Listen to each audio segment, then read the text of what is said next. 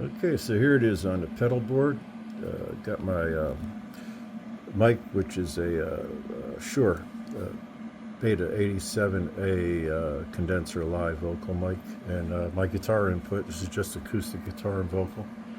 It comes through a tone deck EQ. Guitar is a Yamaha EC5R with a Fishman rare earth pickup in it. So, and I have a little in-ear monitor system. You can get those on Amazon. Check it. Just look on Amazon. You'll see them. These things are fantastic.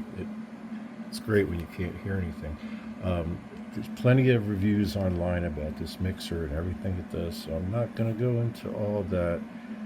As a solo performer, I'm going to tell you it took me minutes to set this up out of the box into the gig, and it's self-explanatory. I didn't need directions. Two things I'm going to tell you though. Two things. This master knob here. Set this at 0 and leave it there.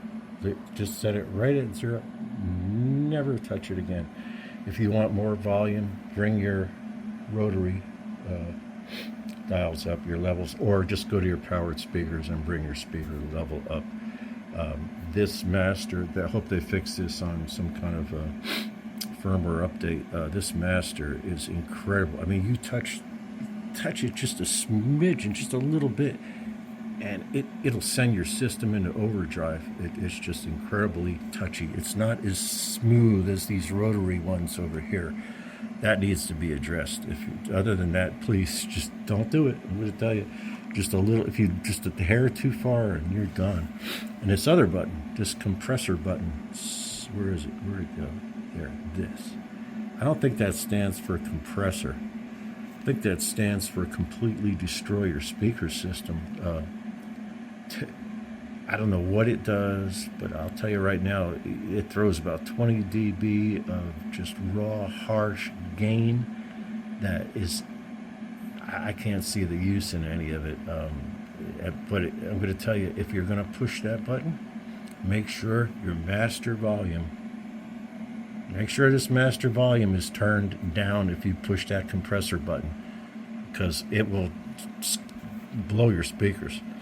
So that's my only two complaints about this. I hope they fixed it. I'd rather have instead of the compressor, I'd rather have a master EQ for the output.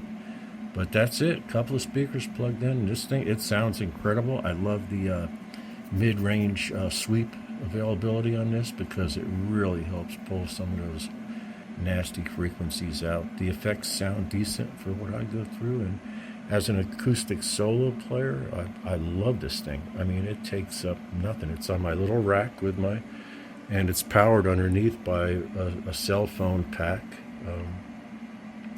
And yeah, this thing's a keeper, and you ought to try them out. I do a video playing through it, but you can't really tell